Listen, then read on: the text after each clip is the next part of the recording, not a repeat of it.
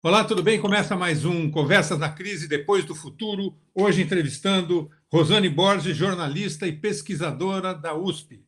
Participando da entrevista, Sabine Righetti, pesquisadora da Unicamp, e Carlos Vogt, ex-reitor da Unicamp e presidente do Conselho Científico e Cultural do IDEA, Instituto de Estudos Avançados da Unicamp. Carlos, é com você. Então, Rosane, bem-vinda. Rosane da Silva Borges é jornalista formada pela Universidade Federal do Maranhão, com mestrado e doutorado em jornalismo e pós-doutorado em comunicação social pela Universidade de São Paulo, a USP. É pesquisadora colaboradora do Centro Multidisciplinar de Pesquisas em Criações Colaborativas e Linguagens Digitais, da Escola de Comunicações e Artes da USP. Atua nos campos dos imaginários, audiovisualidades e representações, mediações culturais e práticas educomunicativas, com foco nas temáticas de raça, gênero e problemas brasileiros. É também articulista da revista Carta Capital Digital e do blog da editora Boitempo, e escreve regularmente no portal de notícias Jornalistas Livres. Foi coordenadora do Centro Nacional de Informação e Referência da Cultura Negra da Fundação Palmares, em 2013, e integrou o Conselho Nacional de Promoção de Políticas da Igualdade Racial da Secretaria Especial de Políticas de Promoção da Igualdade Racial do Governo Federal de 2012 a 2014. Participou também do Instituto GLEDES, atualmente é conselheira da COR, Comunidade Reinventando a Educação. Publicou diversos livros, entre eles Esboços de um Tempo Presente, Mídia e Racismo, Espelho Infiel, O Negro no Jornalismo Brasileiro, Rádio, A Arte de Falar e Ouvir, e Jornal, Da Forma ao Discurso. Bem-vinda, Rosane, ao Conversas na Crise. Obrigada, Carlos, obrigada à ideia, né, por estar motivando aí, incentivando o debate, né, e eu me sinto muito honrada, né, de estar aqui com vocês hoje para mais uma rodada aí de reflexões. Espero estar à altura do desafio. Rosane, eu queria começar com uma pergunta simples. O Brasil é mais racista hoje ou descobriu-se racista e fala mais do assunto? Eu acho que a gente pode dizer que é uma combinação das duas coisas, mas ele sempre foi racista, né? Eu acho que o que a gente tem hoje é uma espécie de licença, né? Há um sancionamento pelo discurso. Eu lembro muito que o Florestan Fernandes ele costumava dizer que o brasileiro ele tinha preconceito de se dizer preconceituoso, né? Então, o brasileiro não gostava de ser chamado de homofóbico, de racista, de violento, né? Ele reagia, né? Então, essa frase do Florestan Fernandes eu acho que tipifica muito o momento da nossa história. E o que eu costumo dizer é que o brasileiro hoje ele não tem mais preconceito de se dizer preconceituoso, mas que ele saiu do armário, né? Eu acho que essa é uma mudança, digamos, de monta aí para a gente ver as manifestações racistas, né, que sempre aconteceram, as conversas, as piadas nas salas de jantares, mas mesmo elas sempre acontecendo, eu acho que também de um outro lado, a gente passou nos últimos 10 anos, a partir dos inícios, né, dessa segunda década, do que muita gente vem chamando de racismo de reação, né? E aí a gente pode dizer que houve uma agudização, né? Esse recrudescimento aí. O que seria esse racismo de reação? É que a população negra ela acabou, houve uma mudança socio-racial no Brasil, né? A despeito enfim, de todas as questões aí político-partidárias, mas não é isso que nos interessa. O que nos interessa são os dados, né? Com o ingresso de jovens negros nas universidades públicas e nas privadas, pelo programa ProUni, enfim, a gente foi tendo, aí, com várias outras medidas de ações afirmativas, a gente foi tendo uma mudança no tecido social brasileiro. E esse racismo de reação, ele se insurgiu, ele mostrou a sua cara, né? Até um momento em que a população negra ela permanecia nos seus lugares, né, de subalternizados, essas pessoas elas proferiam piadas em casa, né? À medida que elas convivem com pessoas negras, né, a gente vê um racismo de reação. Então, é por isso que eu digo que, embora a sociedade brasileira sempre for racista, não é nenhuma novidade para a população negra. O que normalmente, né, choca aí a boa consciência antirracista branca, mas eu acho que também esse dado a gente deve levar em conta. Houve, sim, um racismo de reação com o suposto, digamos assim, não foi só suposta, né, com as condições de vida, né, com as condições materiais, simbólicas, de melhoria de vida que parte dessa população começou a ter.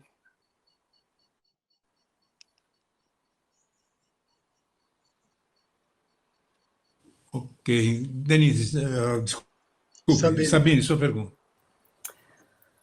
Legal. Obrigada, Rosane. É um prazer estar aqui com os colegas, um prazer falar com você. Eu queria trazer uma questão dos pesquisadores negros na pós-graduação do Brasil, né? Que é onde está a mão de obra da ciência brasileira, né? São os pesquisadores na pós-graduação, mestrandos e doutorandos. E eu coletei recentemente uns dados da CAPES, dados oficiais, portanto, que mostram que só 1 em cada 4 pesquisadores na pós-graduação no Brasil é negra. E quando a gente olha para especificamente a população preta, essa taxa cai mais ainda. E aí eu volto a uma portaria de maio de 2016, que foi a última assinatura da então presidente Dilma Rousseff, voltada para a questão da pós-graduação, em que ela pedia, né, definia essa portaria, que as universidades federais tivessem um plano, né, de definição de vagas, de cotas na pós-graduação para a população negra. Essa portaria foi atendida por algumas universidades, por exemplo, a Universidade Federal de Pelotas definiu 20% para negros na pós, mas ela foi revogada nesse ano como última canetada do então ministro da Educação, Weintraub. Então, essa portaria já foi revogada. Então, eu queria saber de você 2 coisas. O primeiro, o que te parece essa iniciativa de cotas, de reserva de vagas para a população negra na pós-graduação, né, que é o lugar onde essencialmente se produz ciência no Brasil, e o que te parece a definição de porcentagem? Por exemplo, a UFPEL, a Federal de Pelotas, definiu 20% na pós para a população negra. O que te parece esse tipo de definição? Como a gente chega numa porcentagem? Olha, eu acho que é sempre bem-vinda, porque se a gente pensar, o fosso racial do Brasil ele é tão, né, tão grande, ele é tão profundo, que eu costumo dizer que todas as iniciativas que pensem o combate ao racismo, a promoção da igualdade racial, elas são bem-vindas. As políticas de ação afirmativas mostraram a sua eficiência, a sua eficácia, a política de cotas, que é um tipo de ação afirmativa, demonstrou que como é importante esse tipo de política no Brasil.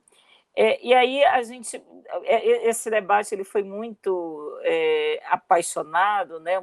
Foram debates febris em torno disso, porque a universidade ainda é o lugar em que o mérito, né, ele sempre é evocado, né, para barrar todo e qualquer tipo de política de ação afirmativa, mas veja, é no espaço da academia e esses números eles vão ficando cada vez mais escandalosos quando a gente pensa o que se considera de produção de elite ou de determinados cursos, né? E eu acho que a instituição de cotas ela é necessária, ela é urgente. Agora, o parâmetro, como você tem as universidades, elas são autônomas, né? Os parâmetros, se a gente pegar no território nacional, essa porcentagem ela vai muito variar. Às vezes, a gente tem uma porcentagem que aparentemente é elevada, né? Em lugares que tem poucos negros, as pessoas dizem assim, mas por que essa porcentagem em determinada cidade, se naquela cidade não tem tantos negros assim? Normalmente, o resultado, a escolha por uma porcentagem, né, aparentemente elevada, se dá por uma tradição histórica, porque a cota também ela é um movimento de reparação. Então, às vezes, você eleva a porcentagem considerando que aquela política ela deve atingir, no tempo, no lapso de tempo relativamente curto, um número X de representação negra. Então, aí a gente vai ver que esses números eles vão variando, né, de estado, né, de cidades, e no caso das universidades também, né, por exemplo, a Universidade de Brasília, eu acho que ela é a única do Brasil que ousou que a política de cotas para ela não considera o recorte de classe, né? Então, ela tem cotas raciais que ela não considera. Então, um jovem de classe média, um jovem negro de classe média alta, ele pode se inscrever no programa de cotas da Universidade de Brasília. Então, o que a gente vê, na verdade, são programas que são heterogêneos, que tentam avaliar a cultura de cada lugar, né? A dinâmica também das universidades em cada lugar, como é que as universidades elas vêm desempenhando o seu papel frente ao combate, né, ao racismo, a presença mitigada de pós-graduandos negros, e aí eu acho que são questões, é uma política que a gente não pode ver de um ponto de vista universalizante, né, em termos de território brasileiro, né? E aí eu acho que, a princípio, a gente deve respeitar e considerar as políticas locais, porque parte-se do entendimento, até que se prove o contrário, que elas foram formuladas e executadas a partir de diagnósticos que apontam ali quais são, né, os gargalos daquela instituição, né, da cidade, do Estado. Carlos. Muito bem. Então, Rosane, para focar esse episódio terrível, hediondo, do assassinato do João Alberto em Porto Alegre, no Rio Grande do Sul,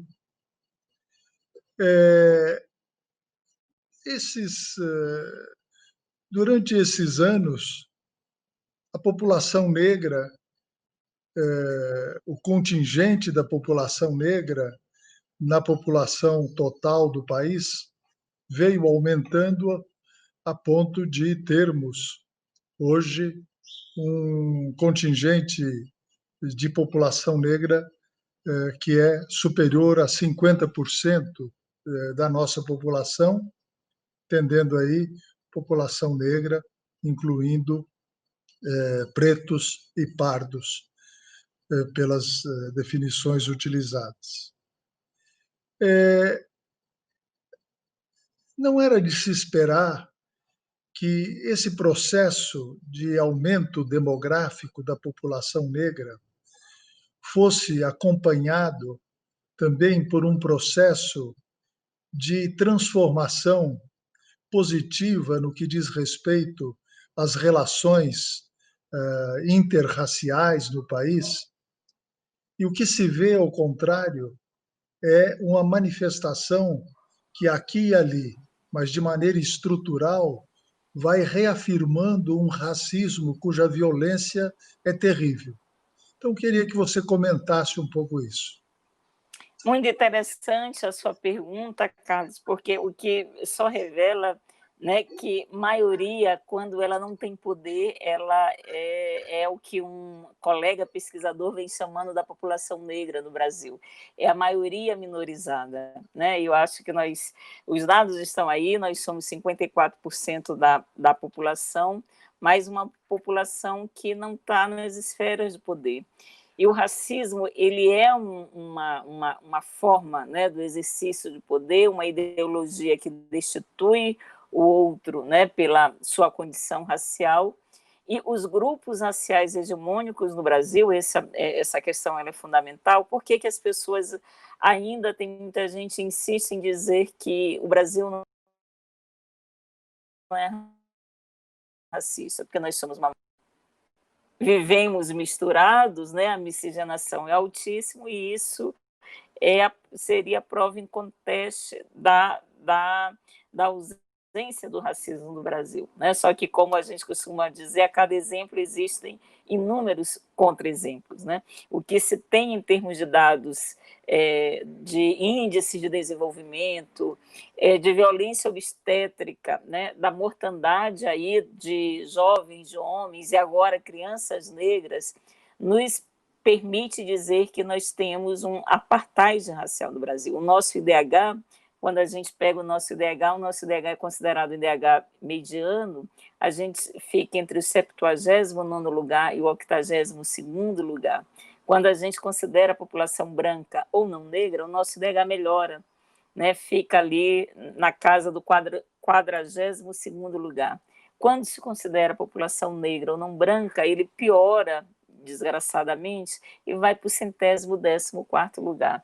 Ora, há um fundamento racial aí que dinamiza as relações sociais do Brasil, que, na verdade, faz Brasil, né? Esse dado não é um dado qualquer, esse dado impacta no IDH brasileiro, impacta nas metas de educação, né? Nas metas de saúde, em projetos de inclusão. E quando a gente pensa essa maioria, né, que cada vez mais o Brasil ele foi se reconhecendo como negro, e a gente poderia, digamos assim, por decorrência, uma também mudança de mentalidade sobre as pessoas negras, né, com a sua presença massiva, mas veja, a presença massiva das pessoas negras estão ainda em lugares subalternizados. E aí a gente sabe que quem produz imagens, né, os imaginários, as imagens do poder não são pessoas negras. Então, quando a gente não mudar essas assimetrias, mesmo sendo maioria, o racismo ele continuará como operador que mata, que destitui, que subjuga, que exclui, né, que antecipadamente pelos corpos dessas pessoas diz que ela é uma pessoa perigosa, né? Então, quando toda essa reivindicação que passa desde as cotas nas universidades públicas até a presença de pessoas negras nos sistemas midiáticos, né? No judiciário brasileiro, o que está por trás dessa reivindicação é uma tentativa do movimento negro de dizer, olha, nós precisamos participar da partilha do comum do mundo. Né? Enquanto nós não participarmos do que é considerado comum do mundo, a gente continuará sendo visto como pessoas subjugadas, como corpos que não valem. Né? E aí a gente pode chegar a 80% de população negra no Brasil, mas as mentalidades, se elas continuarem sendo as mesmas, as relações assimétricas elas se manterão.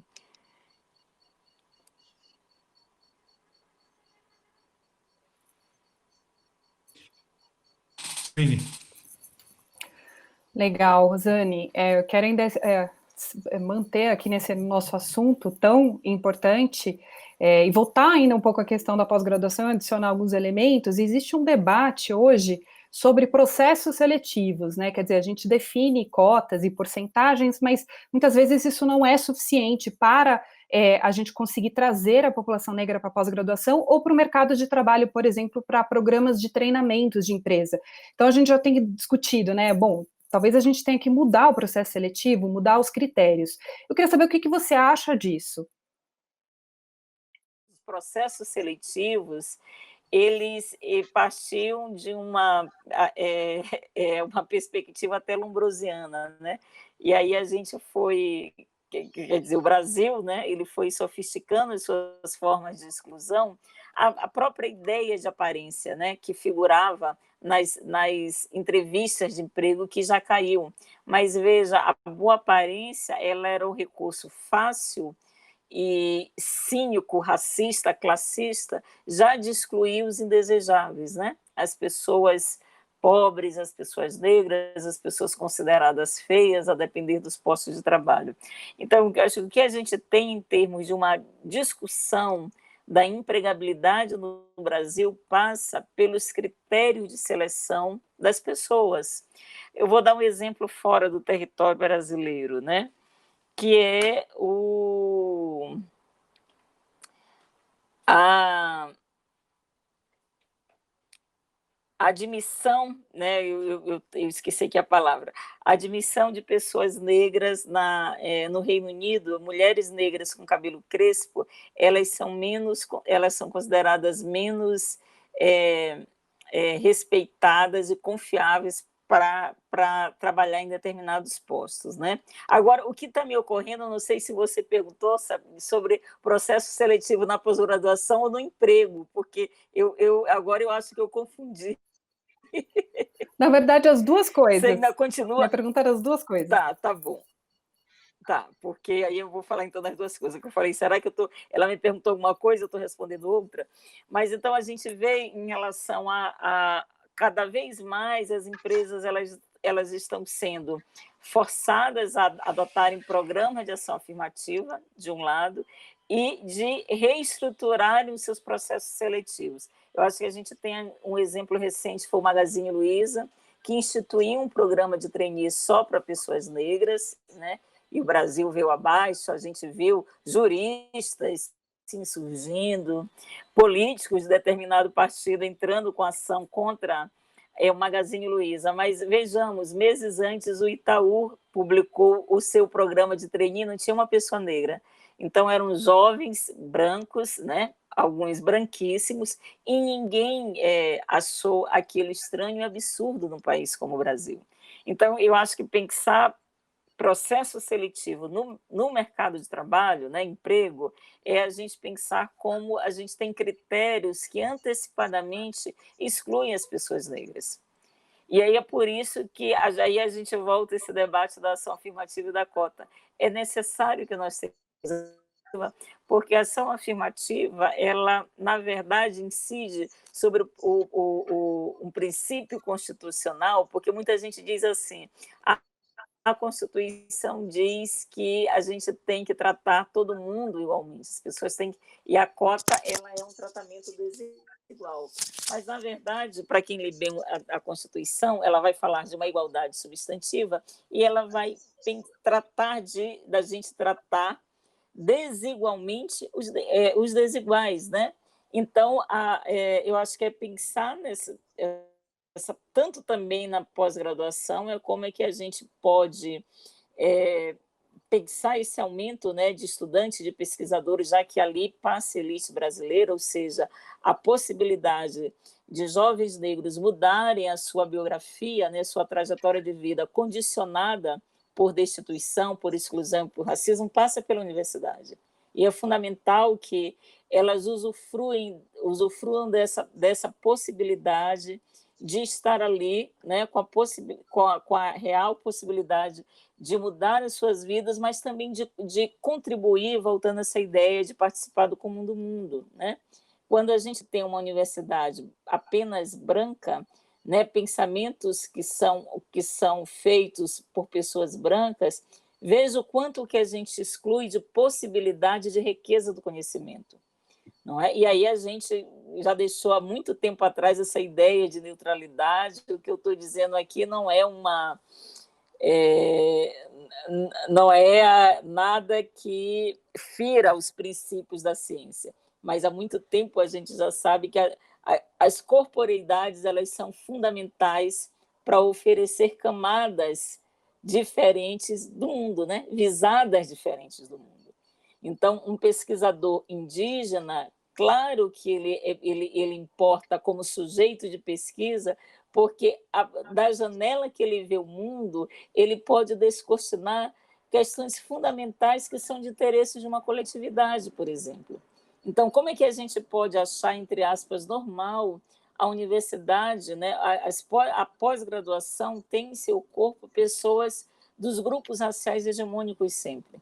Isso significa dizer, se a gente lembrar uma frase do Derrida, de um texto, de um livro dele, né, chamado Universidade Sem Condição, o Jacques Derrida ele vai muito defender a ideia de uma universidade crítica, de uma que se desconstrua. Ora, para a universidade ser universidade, ela tem que abarcar todos os saberes, mas ela não pode abarcar todos os saberes considerando apenas um corpo como sujeito e adotando e pensando os outros corpos como objetos.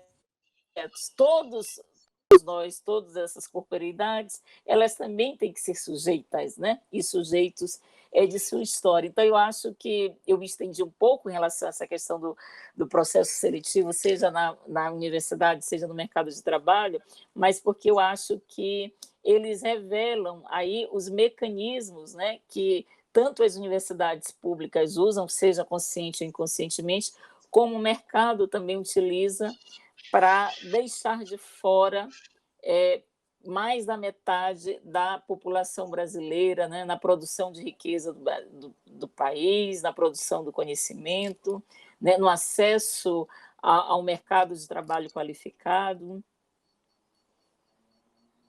Bem, Perfeito. Bom, eu creio que a Sabine tem que sair, não é isso, Sabine? Isso. Fique à vontade, A por favor, eu Sabine, agradeço a sua eu não pronunciei o participação. seu nome e fiquei com Mas medo de errar, Sabine. legal, eu queria...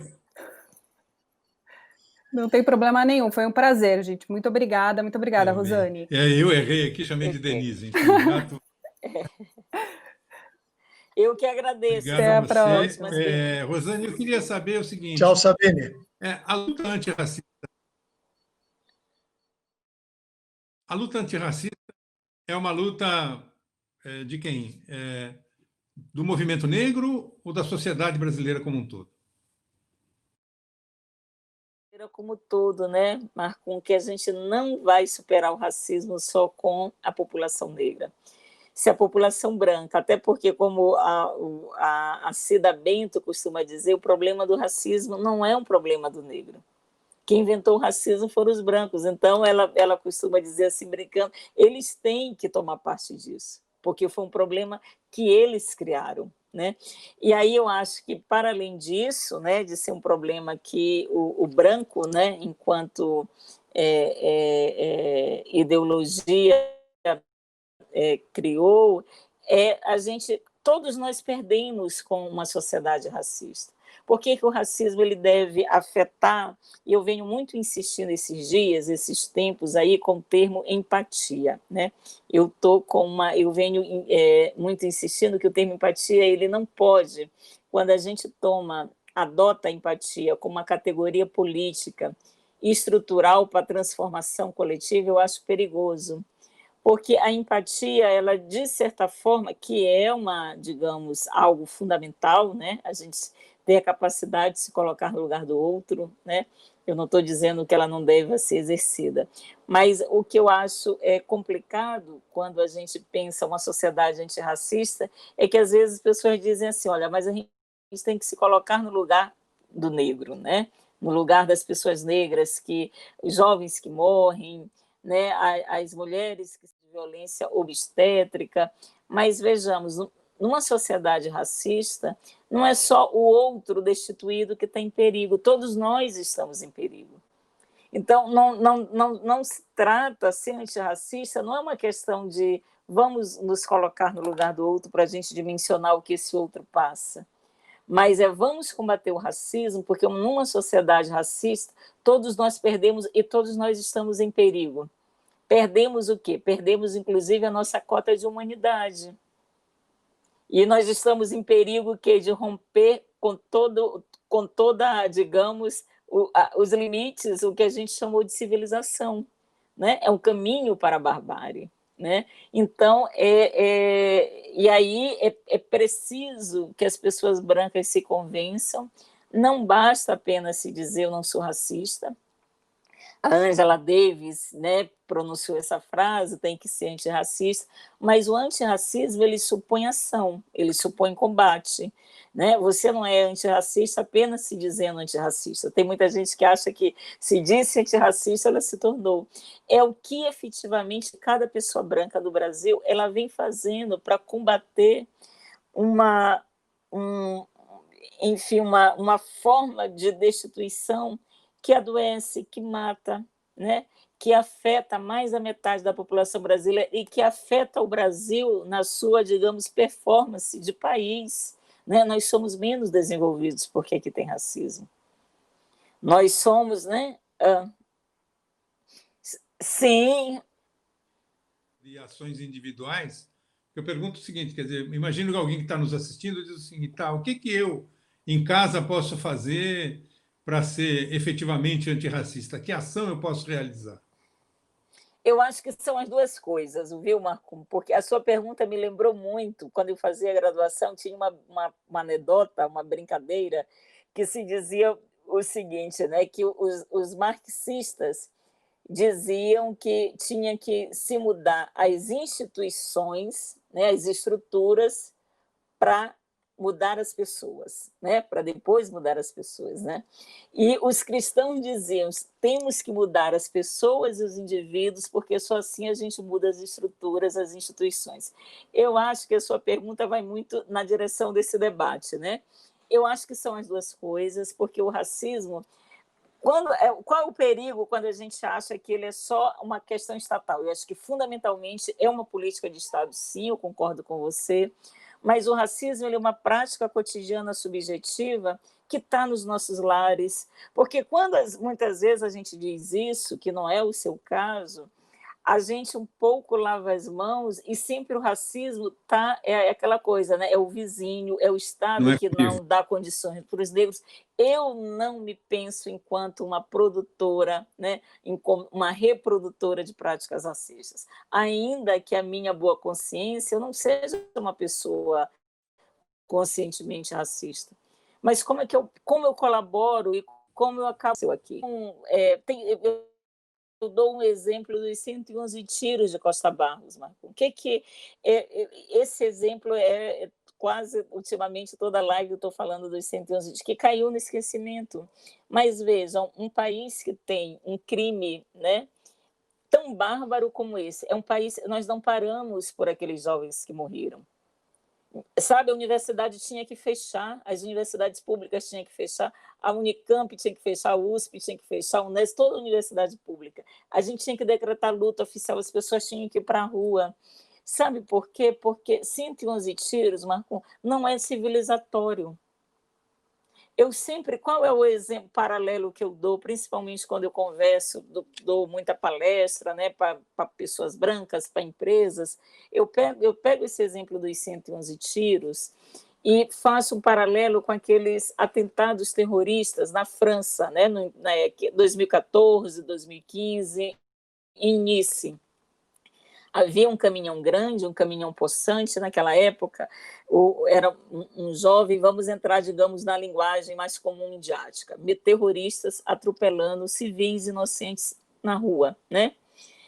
E aí esse caminhão, ele começa a ser monitorado pela polícia, os policiais já na mira desse caminhão, o que os policiais perguntam para a inteligência francesa, né? Para a inteligência da polícia, pelo ponto eletrônico, o que nós devemos fazer? E sabe qual foi a resposta? Que cessem os tiros, inclusive de quem está matando. Vejam, nenhum caminhão possante atropelando inocentes, ele é alvejado com um tiro sequer, percebe? Como é que a gente pode não achar normal 111 tiros de fuzil? E aí, quando a gente fala que é o Estado, mas também somos nós, onde nós estávamos. Onde nós estávamos que a gente não foi para a rua, né? Que a gente não se insurgiu, que não teve incêndio, que, sabe?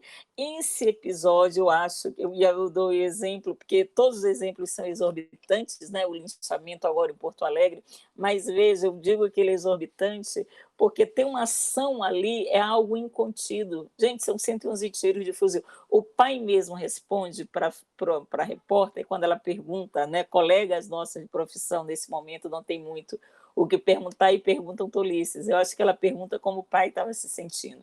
E ele responde assim, dilacerado, com uma pergunta para a repórter. Você sabe que são 111 tiros de armamento pesado num carro pequeno? Eu sequer tenho corpo para enterrar. Então, sabe, é disso que a gente está falando. Repito, nem terroristas atropelando civis, eles são alvejados com tiros sequer num país que se diz civilizado. Mas, veja, nós não fomos para a rua, e aí eu estou falando nós, sociedade civil, e dizer, como assim, Brasil? Como em pleno século XXI a gente alveja jovens, e aí não interessa se tinha ou se não tinha passagem pela polícia, porque a gente está no Estado democrático de direito, não é? Existe justiça, existe julgamento, mas ninguém foi para a rua. E aí eu acho, quando você faz essa pergunta, é o Estado ou são as pessoas? Eu diria que é um movimento que deve se apoiar mutuamente, a gente tem sim que se reconhecer como racista, quando a gente silencia um episódio como esse, né? As experiências totalitárias no mundo estão aí para nos ensinar o que foi o nazismo, por que práticas como o nazismo prosperaram. Prosperaram porque teve o silêncio e a conivência de toda uma sociedade que fingia que não era com ela. Então, o silêncio e a não afetação pelo outro, ele é perigoso porque autoriza a barbárie. A gente autorizou aquela barbárie, a gente vem autorizando todas as outras barbáries quando a gente não vai para a rua por esses corpos. E sabe por que a gente não vai para a rua? Porque esses corpos não nos dizem nada. Eu não vejo neles, eu não reconheço neles a humanidade que me é constitutiva. Porque nenhuma pessoa branca, quando olha aquele homem no supermercado, ou 111 tiros de Costa Barros, ela diz assim, poderia ser meu filho. Porque jamais ela vai dizer isso, porque ela sabe que não poderá ser o filho dela. Com aquelas pessoas não há nenhum tipo de vínculo.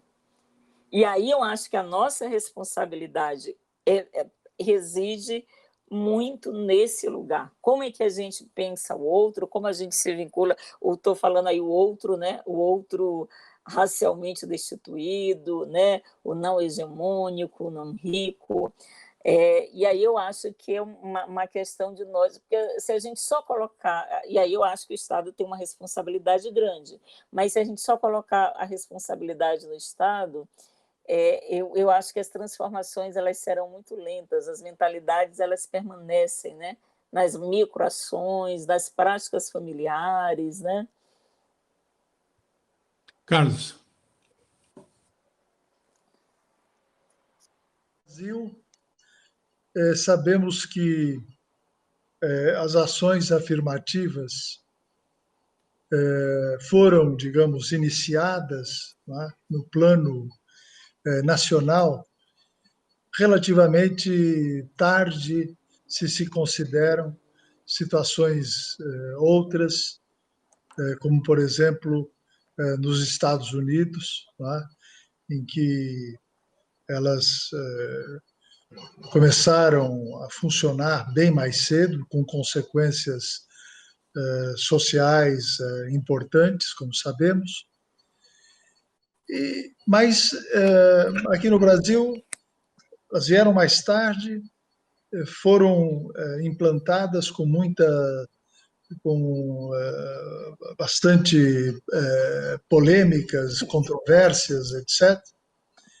O que eu queria pedir a você é que fizesse um balanço aqui na nossa conversa sobre os resultados positivos e negativos das ações afirmativas do país. Eu acho que a gente teve muitos resultados positivos, outros nem tanto, né? Eu acho que um dos resultados positivos foi Primeiro, do ponto de vista discursivo, Carlos, eu acho que aquelas discussões ali no início dos anos 2000, né, o Brasil ele teve que tomar partido por um tema que até então era um tema de discussões nos fóruns, o movimento negro, né, um diálogo com o governo brasileiro. E aí a gente viu a sociedade brasileira sendo forçada a dizer se era ou não racista.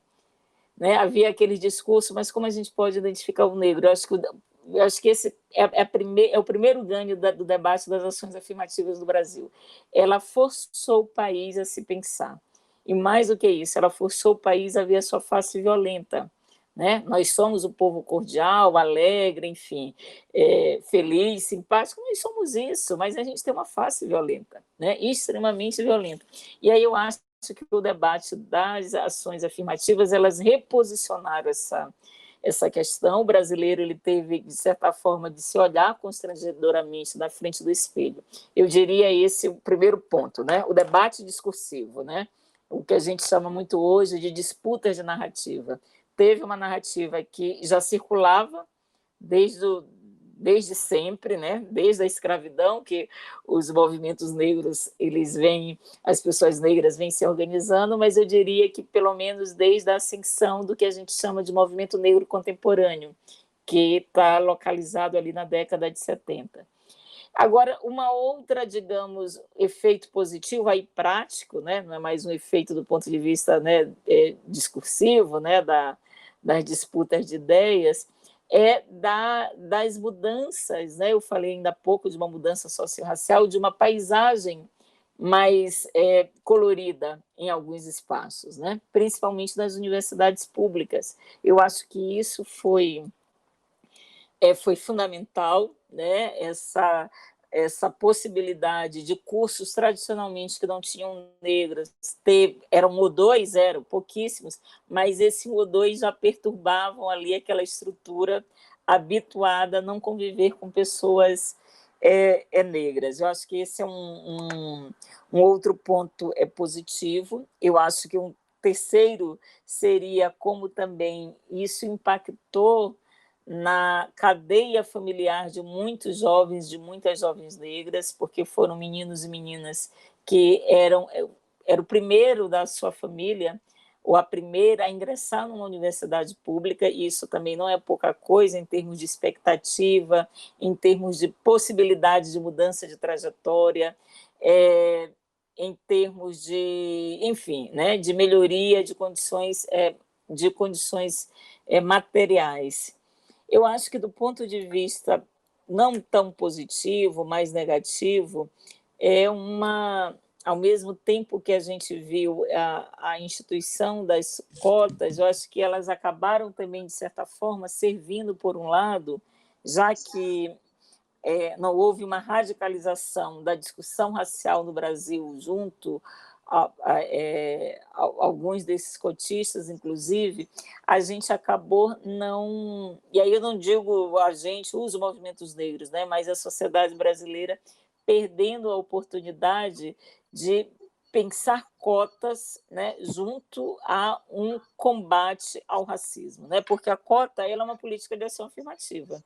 Então, quando a gente só foca na cota, o racismo continua. A cota ela significa dizer que você vai dar atenção a determinado grupo, e esse determinado grupo vai ter uma cota que é numérica, e essa cota numérica ela visa alcançar determinadas metas em um prazo que é determinado. E é esse que é o papel da cota. A cota ela incide, portanto, na representação, né? Nas presenças e na representação. As cotas elas não mudam as estruturas.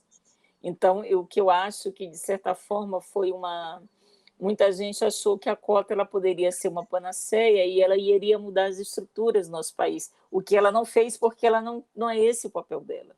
Então, eu acho que também ela foi um pouco usada aí, né, as políticas de ação afirmativa, para resolverem questões que não está na alçada de uma política de cota. E aí eu acho que isso prejudicou muito o debate, porque as pessoas continuavam dizendo, mas para que cotas se a população negra continua morrendo, enfim. Mas eu acho que foi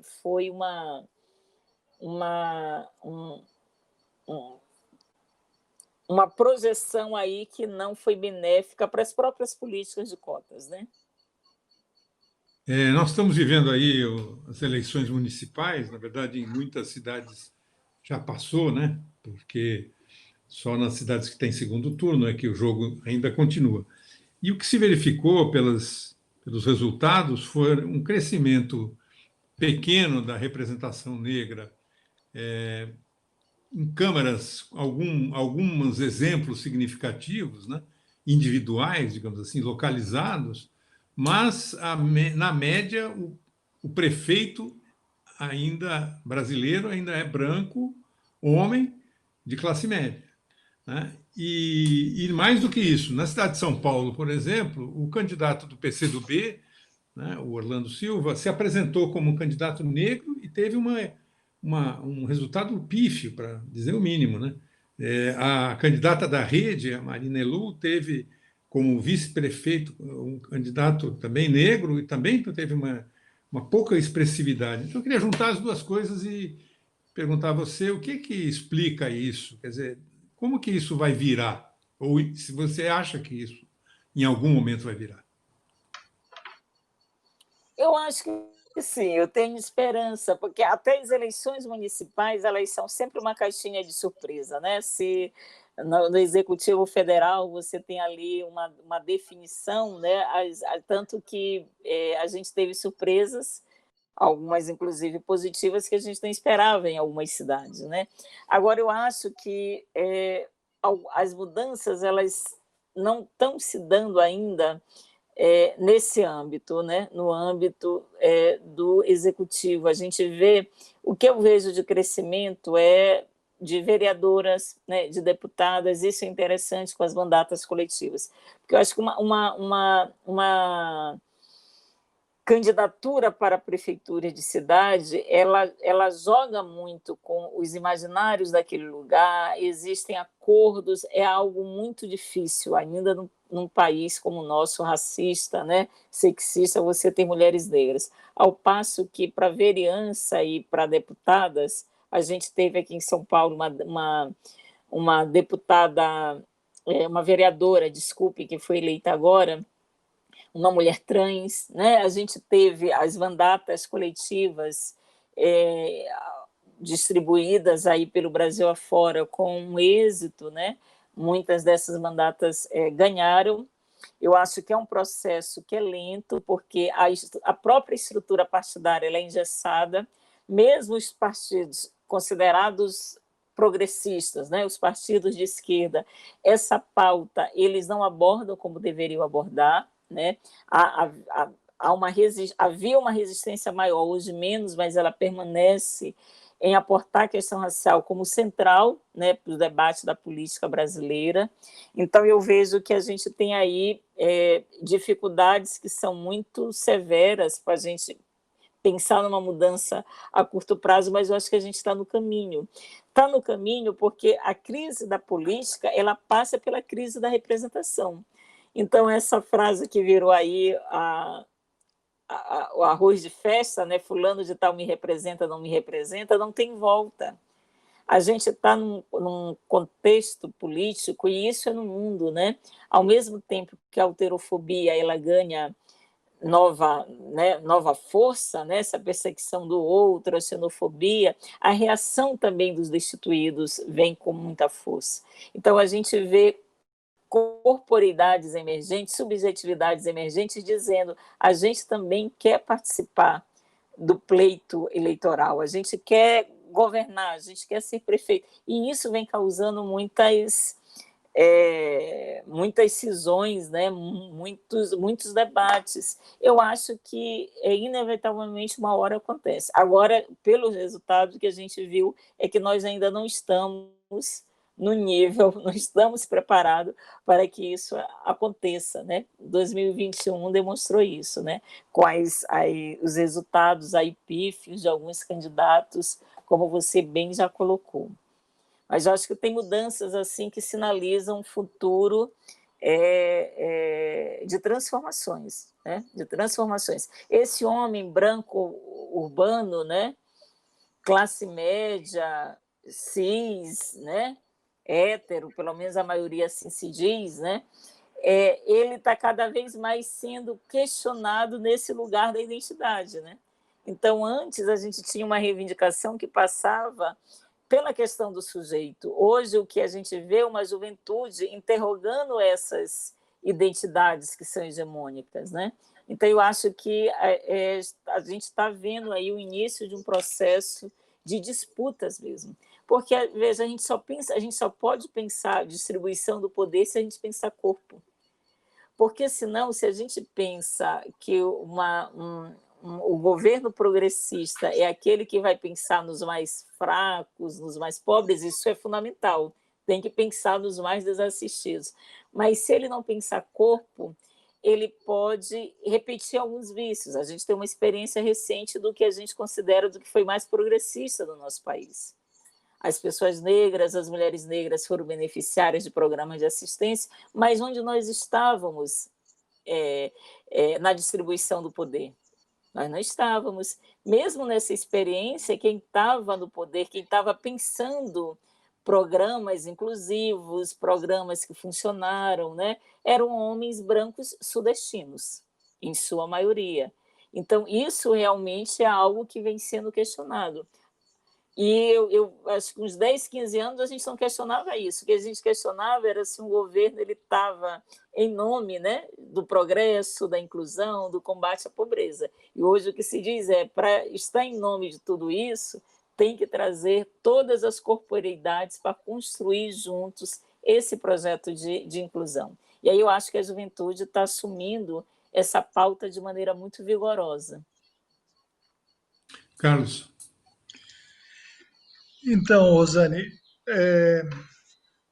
você acha que do estado hedonístico, utópico, da democracia racial, nós passamos para uma distopia, para um estado infernal de uma democracia racialista? Eu acho que a gente passou de uma democracia, digamos, que se queria, né? Pelo menos ela se imaginava, de uma democracia racial, mas eu acho que a gente passou, Carlos, foi, se a gente pensar um estágio em que primeiro, a gente se reconhecer como opressor do outro não é nada, ninguém quer, né? Então, eu acho que a gente está num momento no Brasil de muita tensão em torno da questão racial, porque o julgamento, dizer que o outro é privilegiado, quando o outro diz, olha, eu não sou tão privilegiado assim, né? Eu acho que a gente está no momento, esse momento de tensão é um momento em que as pessoas negras, elas vêm tentando convencer as pessoas brancas que o fato de se nascer branco no Brasil é um privilégio, isso não tem nada com ressentimento, como muita gente diz, né? Pode haver pessoas ressentidas, né? Negras, brancas, né? Mas dizer que é um privilégio, porque a gente vive um patrimônio da cor, né? É o patrimônio da cor. Então, eu acho que esse é o momento de dificuldade, inclusive afetiva. Nós estamos conflagrados, né? O país está um país conflagrado, acho que desde 2016, que um pouco antes, né? Mas acho que em 2016 a coisa se aprofundou, em 2018 se aprofundou mais ainda com as eleições, mas eu acho que a gente está nesse estágio, num estágio de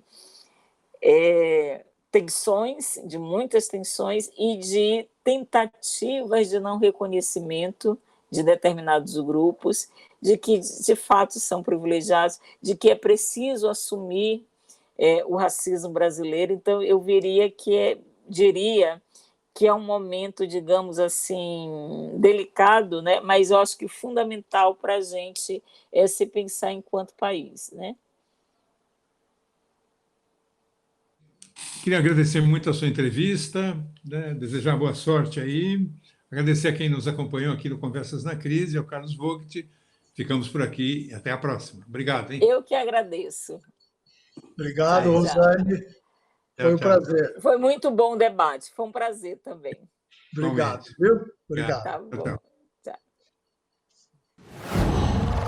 Qual?